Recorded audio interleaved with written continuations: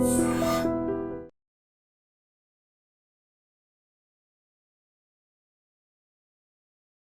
Gold trusted gold buyers మీరు తాకట్టు పెట్టిన బంగారాన్ని విడిపించి ఈ రోజు ఉన్న మార్కెట్ ధరకు కొనబడను. రాజమండ్రిలో ఒక మాల్ దగ్గర డాక్టర్ ప్రియాంకను ఇద్దరు దుర్మార్గులు కారుతో ఢీకొట్టి పారిపోయినటువంటి ఘటనలో ప్రియాంక మృతి చెందినటువంటి విషయం తెలిసిందే. కుటుంబ సభ్యులు శోకంలో మునిగిపోయారు. చాలా బాధకే గురవుతున్నటువంటి పరిస్థితి ఉంది. ఈరోజు కిమ్స్ ఆసుపత్రి నుంచి గాంధీ ఆసుపత్రికి పోస్ట్ మార్టం నిమిత్తం తీసుకొచ్చారు. పోస్ట్ మార్టం కూడా కంప్లీట్ అయిపోయింది. మృతదేహాన్ని వాళ్ళ స్వగ్రామం జోగులాంబ గద్వాల జిల్లా ఐజా మండలం ఏక్లాస్పూర్ గ్రామానికి తీసుకువెళ్తా ఉన్నారు. ఈ సాయంత్రం అంత్యక్రియలకి అక్కడ ఏర్పాట్లు కూడా ప్రారంభమైనటువంటి పరిస్థితి ఉంది. నిజంగా చాలా బాధకు గురవుతున్నాడు ఆ తండ్రి. పోస్ట్ మార్టం సందర్భంగా అక్కడ గాంధీ ఆసుపత్రి దగ్గర కన్నీళ్లు పెట్టుకుంటూ చాలా బాధపడుతూ మరిక ఏ తండ్రికి కూడా ఏ తల్లిదండ్రులకి ఇలాంటి శోకం రాకూడదు, అంత దుర్మార్గంగా ప్రవర్తించినటువంటి ఆ రాక్షసుల్ని చాలా కఠినంగా శిక్షించాలని చెప్పి అతను డిమాండ్ చేసినటువంటి పరిస్థితి ఉంది. ఆ కుటుంబ సభ్యులే కాదు, డాక్టర్ ప్రియాంకకు సంబంధించినటువంటి ఫ్రెండ్స్ ఎవరైతే ఉన్నారో వాళ్ళు కూడా కన్నీళ్లు పెట్టుకుంటా ఉన్నారు. ఎప్పుడు నవ్వుతూ సరదాగా కనిపించే ప్రియాంక ఈరోజు మన మధ్య లేకుండా పోయిందంటే అసలు ఎవరం కూడా నమ్మలేకపోతున్నాం. చాలా బాధ కలుగుతోంది. మరి ప్రభుత్వం ఏం చేస్తుందో తెలీదు. వాళ్ళని జీవితాంతం జైల్లో పెట్టే విధంగా అంత కఠినమైనటువంటి సెక్షన్స్ పెట్టి వాళ్ళని లోపలే ఉంచండి అని చెప్పి మొక్కుకుంటున్నటువంటి పరిస్థితి ఉంది. పోలీసులు వేడుకుంటున్నారు లిటరల్గా. అసలు ఈ డాక్టర్ ప్రియాంక కేసుకు సంబంధించి పిన్ టు పిన్ అసలు ఏం జరిగిందో ఒక్కసారి మీకు ఎక్స్ప్లెయిన్ చేసే ప్రయత్నం చేస్తా. ఏ రోజు ఏ టైంకి ఏంటి సిచ్యువేషన్ అనేది కూడా ఒక్కసారి మీకు వివరించే ప్రయత్నం చేస్తా. ఆగస్టు 3వ తారీఖు సాయంత్రం ఫస్ట్ షో సినిమాకి వెళ్ళారండి డాక్టర్ ప్రియాంక స్నేహితుడు ఉమేష్ ఇద్దరు కూడా ఫస్ట్ షో సినిమాకి వెళ్ళారు. రాజమండ్రిలో ఉన్నటువంటి ప్రసాద్ ఆదిత్య మాల్లో సినిమా పూర్తయిపోయింది. 9 గంటల ప్రాంతంలో వాళ్ళు హాల్ నుంచి బయటకు వచ్చారు.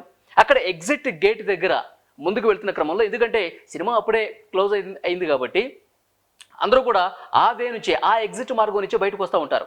సో ఆబ్వియస్లీ అక్కడ ట్రాఫిక్ ఏర్పడుతుంది. ట్రాఫిక్ కొంత జామ్ అయింది. కొంచెం మెల్లమెల్లగా వెహికల్స్ అన్నీ కూడా కదులుతూ ఉన్నాయి. అయితే ఎవరైతే ఈ దుర్మార్గులు ఇద్దరు ఉన్నారో ఆండ్రూ విలియం జోసెఫ్ దుష్యంత్ వీళ్ళిద్దరూ ఫ్రెండ్స్, వీళ్ళు సెకండ్ షో సినిమాకి వచ్చారండి. వీళ్ళదేమో ప్రియాంక ఉమేష్ ఫస్ట్ షో సినిమా కంప్లీట్ చేసి ఎగ్జిట్ గేట్ దగ్గర ఉంటే వీళ్ళు సెకండ్ షో సినిమా కోసం లోపలికి వెళ్ళారు. లోపల చాలా గలాటా జరిగింది. అది కూడా ఏం జరిగిందో మీకు చెప్పే ప్రయత్నం చేస్తా. వీళ్ళు సెకండ్ షో సినిమాకి వెళ్తే వీళ్ళని లోపలికి రానివ్వలేదు. ఎందుకంటే వీళ్ళు ఫుల్ తాగేస్తున్నారు. వీళ్ళు ఇక అక్కడ గొడవ పెట్టుకునే సిబ్బందితో ఫాస్ట్గా పార్కింగ్లోకి వెళ్ళి వాళ్ళ కారు తీసుకుని బయటకు వచ్చేస్తున్నారు. ఎందుకంటే ఇక బయటకు ఏదో రకంగా బయటపడిపోవాలి, పారిపోవాలన్న ఉద్దేశంతో వాళ్ళు ఆ హడావులో ఉన్నారు. దట్టు వాళ్ళు ఫుల్గా తాగేస్తున్నారు. ఆ మత్తులో కన్ను మిన్ను కానరాకుండా ఒక్కసారి ఢీ కొడితే అనుకోవచ్చు.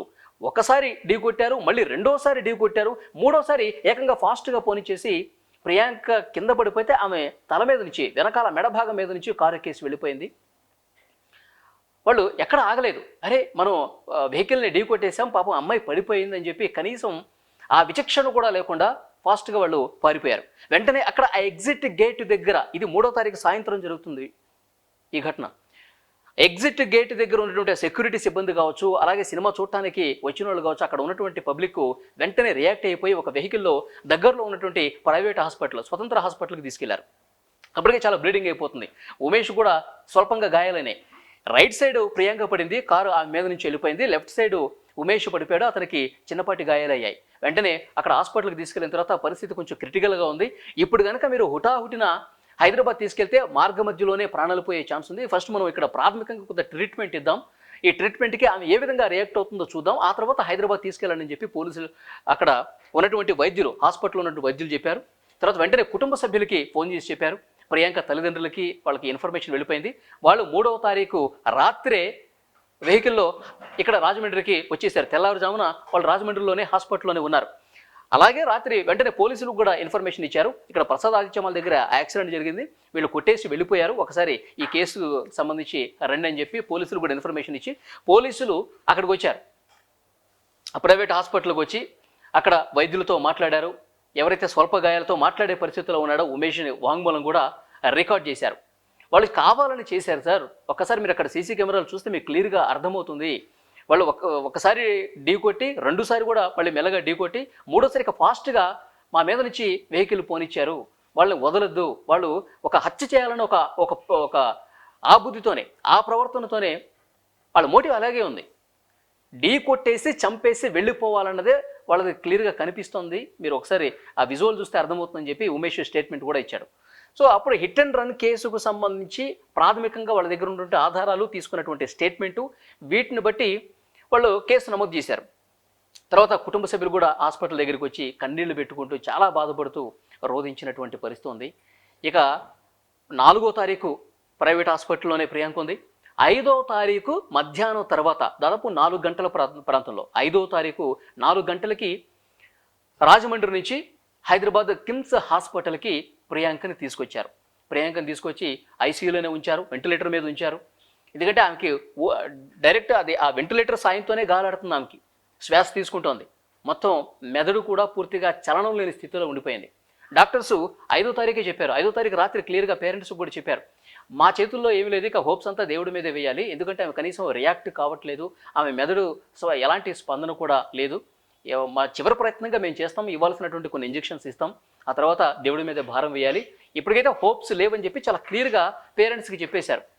కన్నీళ్లు పెట్టుకుంటా ఉన్నారు. ఇక ప్రియాంకకు సంబంధించిన ఫ్రెండ్స్ కూడా హైదరాబాద్ ఇచ్చారు. అంతా చాలా బాధతో వాళ్ళు అసలు దిక్కుతోచని పరిస్థితిలో ఉండిపోయారు. అయితే పోలీసులు ప్రాథమికంగా ఇన్వెస్టిగేషన్ చేస్తున్నట్టు క్రమంలో వీళ్ళని ఏ విధంగా పట్టుకున్నారంటే, అక్కడ సీసీ కెమెరా చూసి వాళ్ళు ఎటువైపు వెళ్ళారో, వాళ్ళు ఎక్కడ ఉన్నారో అనేది కనుగొనే ప్రయత్నం చేశారు. ఆ నెంబర్ ప్లేట్ ఆధారంగా వాళ్ళ అడ్రస్సు, వాళ్ళ పేర్లు అన్నీ కనుక్కున్నారు. వెంటనే వాళ్ళ ఇంటికి వెళ్ళారు. ఆ ఫ్లాట్లో వాళ్ళు రాలేదు, ఎప్పుడో మధ్యాహ్నం వెళ్ళిపోయారు సార్, అక్కడ సెక్యూరిటీ గార్డ్ చెప్పాడు అనమాట. మధ్యాహ్నం వెళ్ళిపోయారు, ఇంతవరకు రాలేదని చెప్పేసి పోలీసులకు ఇన్ఫర్మేషన్ ఇచ్చారు. పోలీసులు కూడా 2 టీమ్స్ పనిచేస్తానే, ఒకటేమో హాస్పిటల్లో ఉన్నారు, ఒక టీం ఏమో వాళ్ళ కోసం వెతుకుతూ ఉన్నారు. సో 4వ తారీఖు మధ్యాహ్నానికి రోడ్డు పక్కన వెహికల్ కనిపించింది. అందులో వాళ్ళు పడుకొని ఉన్నారు. ఈ దుష్యంత్, ఆండ్రూ విలియమ్స్, జోసెఫ్ ఎవడైతే ఉన్నాడో వాళ్ళిద్దరూ కూడా, ఎందుకంటే రాత్రంతా ఫుల్గా తాగేసి ఈ విధంగా చేశారు కదా, ఇక తప్పించుకునే మార్గం లేక వాళ్ళు ఎక్కడో ఒక చోట చెట్టు కింద పడుకొని కనిపించారు. వెంటనే పోలీసులు వాళ్ళని అదుపులోకి తీసుకున్నారు, వాళ్ళ స్టేట్మెంట్ రికార్డు తీసుకున్నారు. తర్వాత న్యాయస్థానం ముందు హాజరుపరిచారు, రిమాండ్కు కూడా తరలించారు. కానీ ఇక్కడ ఇది 3వ తారీఖు జరిగితే 2 రోజుల తర్వాత పోలీసులు ప్రెస్ మీట్ పెట్టి చెప్పినటువంటి పరిస్థితి ఉంది. జస్ట్ ఒక మామూలు సెక్షన్స్ కింద, hit and run case sections కింద కేసు పెట్టేసి ఏ విధంగా పోలీసులు కొంత నిర్లక్ష్యం కనిపిస్తోందని చెప్పి విమర్శలు వచ్చిన తర్వాత, ఆ తర్వాత మళ్ళీ ప్రెస్ మీట్ పెట్టి ఎక్కడా నిర్లక్ష్యం లేదు, మేము ఆధారాలు సేకరించిన తర్వాత ఇంకా బలమైన సెక్షన్స్ జోడిద్దామని చెప్పి వాళ్ళు మళ్ళీ ప్రెస్ మీట్ డిఎస్పీ గారు మాట్లాడటం జరిగింది. సో తల్లిదండ్రులకి కొంత అనుమానాలు ఉన్నాయి. అందుకే ఆయన కిమ్స్ ఆసుపత్రిలో డాక్టర్ ప్రియాంక చికిత్స పొందుతున్నప్పటికీ శనివారం రోజు రాజమండ్రి వెళ్ళి మళ్ళీ ఒకసారి పోలీసులతో మాట్లాడటం జరిగింది. మాకు ఎలాగైనా న్యాయం చేయండి, చాలా అనుమానాలు కనిపిస్తున్నాయి, వీళ్ళిద్దరిని కాపాడే ప్రయత్నం జరుగుతుందని చెప్పి కొన్ని మీడియా ఛానల్స్లో కూడా కథనాలు వస్తూ ఉన్నాయి. ప్రియాంకకు మాత్రం ఎట్టి పరిస్థితుల్లో న్యాయం జరగాల్సిందే. ఇంకొక ఏ ఆడపిల్ల తల్లిదండ్రులకు ఇలాంటి బాధ, ఇలాంటి క్షోభ కలగకుండా మీరు చర్యలు తీసుకోవాల్సిందే అని చెప్పి వాళ్ళు పోలీసుల దగ్గర కన్నీళ్లు పెట్టుకుని మాట్లాడిన పరిస్థితుంది. ఆంధ్రప్రదేశ్ ప్రభుత్వం కూడా స్పందించింది. ముఖ్యమంత్రి నుంచి చంద్రబాబు నాయుడు గారు, డిప్యూటీ సీఎం పవన్ కళ్యాణ్ గారు, హోంమంత్రి అనిత, అక్కడ రూరల్లో ఉన్నటువంటి లోకల్గా ఉన్నటువంటి MLA, Rajahmundry urban MLA Srinivas, వీళ్ళు కూడా రియాక్ట్ అయ్యారు, మాట్లాడారు. ఎట్టి పరిస్థితుల్లో ప్రియాంకకే న్యాయం చేసే బాధ్యత మాది అని చెప్పి వాళ్ళందరూ కూడా ప్రియాంక తండ్రికి హామీ ఇవ్వడంతో ఆయన కొంత ధైర్యంగా మళ్ళీ హైదరాబాద్ వచ్చినటువంటి పరిస్థితి ఉంది. హైదరాబాదులో ఇక డాక్టర్స్ హోప్స్ లేవని చెప్పారు. ఆదివారం నిన్న మధ్యాహ్నం 3:25 ఆమె తుది శ్వాస విడిచింది, ఆమె చనిపోయింది. ఇంకా ఉన్న 1% కూడా హోప్స్ అన్నీ కూడా కోల్పోయింది, మొత్తం చనిపోయిందని చెప్పి వైద్యులు అధికారికంగా ప్రకటన చేశారు.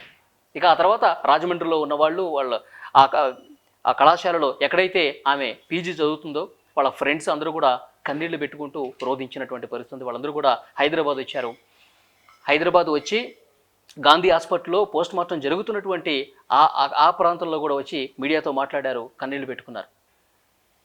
ఈరోజు పోస్ట్ మార్టం జరుగుతున్నటువంటి టైంలో కూడా ఆంధ్రప్రదేశ్ ప్రభుత్వం నుంచి శ్రీనివాస్ వచ్చారు, అలాగే తెలంగాణ ప్రభుత్వం నుంచి మంత్రి వాకిటి శ్రీహరి కూడా వచ్చి తల్లిదండ్రులకు ధైర్యం చెప్పే ప్రయత్నం చేశారు. మీరేం అధైర్యపడకండి అని చెప్పారు. ఇక పోస్ట్ మార్టం పూర్తి అయిపోయిన తర్వాత వాళ్ళ ఏక్లాస్పూర్ ఏదైతే ఉందో జోగులాంబ గద్వాల్ జిల్లా, అక్కడికి తీసుకెళ్తున్నారు.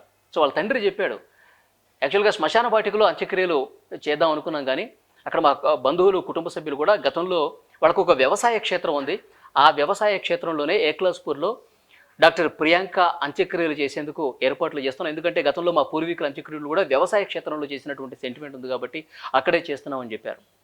ఆ ఊళ్ళో ఉన్నటువంటి ఫ్యామిలీ మెంబర్స్ ఎవరైతే ఉన్నారో, ఊళ్ళో ఉన్నటువంటి డాక్టర్ ప్రియాంక చిన్ననాటి స్నేహితులు కూడా చాలా బాధతో కన్నీటి పర్యంతం అవుతున్నటువంటి పరిస్థితి. ఎప్పుడు ఊరికి వచ్చినా సరే వీళ్ళది ఉమ్మడి ఆంధ్రప్రదేశ్లో ఉన్నప్పుడు కర్నూలు జిల్లా సంబంధించి వాళ్ళు, కానీ ఇప్పుడు విడిపోయిన తర్వాత కర్నూలులో ఉన్నారు కొన్ని రోజులు. యాక్చువల్గా వాళ్ళ సొంత గ్రామం ఐజా మండలం ఏక్లాస్పూర్ అనమాట. సో అక్కడ ఉన్నటువంటి చిన్ననాటి స్నేహితులందరూ కూడా డాక్టర్ ప్రియాంకకు సంబంధించి ఆ చిన్ననాటి జ్ఞాపకాలు, తన ఊరు వచ్చినప్పుడు ఏ విధంగా మాతో కలిసి ఉండేది, కలిసి మేమందరం కూడా ఏ విధంగా తిరిగేవాళ్ళం, ఇవన్నీ కూడా ఆ జ్ఞాపకాలన్నీ కూడా తలుచుకుంటూ కన్నీళ్లు పెట్టుకుంటున్నటువంటి పరిస్థితి. సో ఈ కేసులో క్లియర్గా పోలీసులు కూడా చెప్తూ ఉన్నారు, వాళ్ళు చంపే ఉద్దేశంతో ఉన్నట్టుగా కనిపిస్తోంది. ఎందుకంటే ఒక్కసారి వెహికల్ని ఢీ కొట్టిన తర్వాత వాళ్ళు ఆగి ఉంటే వాళ్ళు ఆ మోటివ్తో లేరనేది కూడా అర్థమవుతుంది. కానీ 3 సార్లు వరుసగా 3 సార్లు ఢీ కొట్టి మీద నుంచి వెహికల్ పోనిచ్చారంటే వీళ్ళ ఇంటెన్షన్ చాలా క్లియర్గా అర్థమైపోతుంది. నా ముందు ఎవరున్నా సరే మనల్ని ఎవడో ఏమి చేయలేడు, మనం తోసుకుంటూ చంపుకుంటూ వెళ్ళిపోవచ్చు అన్నట్టు ఒక ఆ ఇంటెన్షన్, ఆ మైండ్ సెట్ వాళ్ళలో ఉంది అన్నది కూడా ఇక్కడ క్లియర్గా అర్థమవుతుంది. కాబట్టి ఇంకా బలమైనటువంటి సెక్షన్స్ ఆ దుష్యంత్ మీద, ఆ విలియం జోసెఫ్ మీద పోలీసులు పెట్టినటువంటి పరిస్థితి ఉంది. సో ముఖ్యమంత్రి చంద్రబాబు నాయుడు ఇంకా ప్రభుత్వంలోని వాళ్ళు చాలామంది స్పందించారు. 20 లక్షల రూపాయలు ఎక్స్గ్రేషియా కూడా ఆ కుటుంబానికి ప్రకటించిన పరిస్థితుంది. సో 20 లక్షలు ఇచ్చినా 50 లక్షలు ఇచ్చినా పోయిన ప్రాణం అనేది తిరిగి రాదు. కానీ వాళ్ళని కోరుకునే న్యాయం ఒకటే, ఎవడో కూడా తాగి రోడ్ల మీదకి వచ్చి ఈ విధంగా ఒక హింసాకాండ చేద్దాం, మారణకాండ చేద్దాం, చంపేద్దాం అన్న వాడికి అలాంటి ఆలోచన రాకుండా మరింత కఠినంగా శిక్షిస్తే తప్ప, ఈ విధంగా చేస్తే వీళ్ళకి జీవితాంతం జైల్లోనే ఉంటారు, బయటికి రారు అన్న ఒక మెసేజ్ సమాజానికి ఇవ్వగలిగితే గనక అదే ప్రియాంకకి న్యాయం జరిగినట్టు ఉంటుంది అని చెప్పి కుటుంబ సభ్యులు మాట్లాడుతున్నారంటే ఎంత బాధ ఉంటుంది చూడండి. సో ప్రభుత్వం తరఫున చెప్తా ఉన్నారు, ఆ 20 లక్షల రూపాయల చెక్కును కూడా ఇప్పుడు స్వగ్రామం ఆ ఏక్లాస్పూర్ ఎక్కడైతే అంత్యక్రియలు జరుగుతాయో అక్కడికి వెళ్ళి వాళ్ళ కుటుంబ సభ్యులకి ఆ చెక్కుని అందించడానికి టీజీ భరత్ కూడా అటువైపుగా వెళ్ళినట్టుగా తెలుస్తోంది. సో ఏదేమైనప్పటికీ తల్లిదండ్రుల గుండె కోత, కడుపు కోత ఎవరూ తీర్చలేనిది. సో ఇలాంటివి రిపీట్ కాకుండా చూడాల్సినటువంటి అవసరం ఉంది. ఈ మోటివ్తో, ఇలాంటి ఇంటెన్షన్తో, ఇలాంటి మైండ్ సెట్తో ప్రవర్తించే వాళ్ళకి బుద్ధొచ్చే విధంగా బలమైనటువంటి సెక్షన్స్ కూడా పెట్టాలి. బలమైన సెక్షన్సే కాదు, చట్టంలో కూడా కొన్ని మార్పులు తీసుకొచ్చి మరొకడు ఈ విధంగా చేయకుండా ఉండే విధంగా కఠినంగా శిక్షించాల్సినటువంటి అవసరం అయితే కనిపిస్తుంది. ఇది డాక్టర్ ప్రియాంక కేసుకు సంబంధించి పూర్తి సమాచారం. కానీ ఆ తల్లిదండ్రులు అయితే ఇంకా ఏడవని రోజుంటూ లేదు. ఎందుకంటే ఆ స్పాట్లోనే ప్రియాంకకి నిజంగా తనువు చాలించుంటే కనుక ఆ 1 రోజు 2 రోజులనేమో, కానీ వారం రోజుల పాటు ఏడ్చి వాళ్ళ కళ్ళల్లో ఉన్నటువంటి నీళ్లు కూడా ఇంకిపోయినటువంటి చాలా బాధాకరమైనటువంటి పరిస్థితి అనమాట. సో డెఫినెట్గా నిజంగా ఈ వార్త చెప్తుంటే నాకు కూడా కళ్ళలో నీళ్లు తిరుగుతున్నాయి, చాలా బాధ కలుగుతోంది. డాక్టర్ ప్రియాంక డాక్టర్ ప్రియాంక ఎన్నో ఆశలు పెట్టుకుంది. ఎందుకంటే వాళ్ళ తండ్రి మొన్న నేను హాస్పిటల్ దగ్గర ఇంటర్వ్యూ తీసుకున్నప్పుడు, ఈ పీజీ కంప్లీట్ అయిపోయిన తర్వాత ఆ ఊర్లోనే ఒక హాస్పిటల్ పెట్టేసి ఆమెకంటూ ఒక మంచి భవిష్యత్తు ఉంటుందని చెప్పి కలలుగన్నది. కానీ ఇప్పుడు ఆ పెద్ద కూతురంట, మొత్తం 3 బిడ్డలు, 3 కూడా అమ్మాయిలే, పెద్ద కూతురు ఈ ప్రియాంక. ఈ విధంగా జరగటం అనేది చాలా బాధాకరం, అసలు ఎవరు కూడా ఊహించినటువంటి ఘటన అని చెప్పి వాళ్ళందరూ ఆమె తాలూకు జ్ఞాపకాలు తలుచుకుంటూ బాధపడుతున్నటువంటి పరిస్థితి. సో ఈ వీడియో చూస్తున్న వాళ్ళు డెఫినెట్గా మీ అభిప్రాయం కూడా కామెంట్ బాక్స్లో తెలియజేయండి. ఇలాంటి దుర్మార్గుల్ని నిజంగా ఏం చేయాలి? ఈ విధంగా తాగి రోడ్ల మీదకి వచ్చి ఒక మారణకాండ చేసేటువంటి ఇలాంటి వెధవల్ని ఎలాంటి శిక్ష వేస్తే కరెక్ట్? వాళ్ళు బలమైన సెక్షన్స్ పెట్టారని చెప్తా ఉన్నారు. ఏదో ఒక రోజు బెయిల్ వస్తుంది, మళ్ళీ బయటకు వచ్చేస్తారు, మళ్ళీ నార్మలే, మళ్ళీ తాగేసి రోడ్ల మీదకి వచ్చి ఎవరినోకుండా చంపే పరిస్థితి ఉంటుంది. తాగి అసలు రోడ్ల మీద రాకుండా ఉండేందుకు బలమైన చట్టం కావాలి కదా, ఇది అందరూ మాట్లాడుతున్నది. సో డెఫినెట్గా దీని మీద మీ అభిప్రాయం కూడా కామెంట్ బాక్స్లో తెలియజేయండి.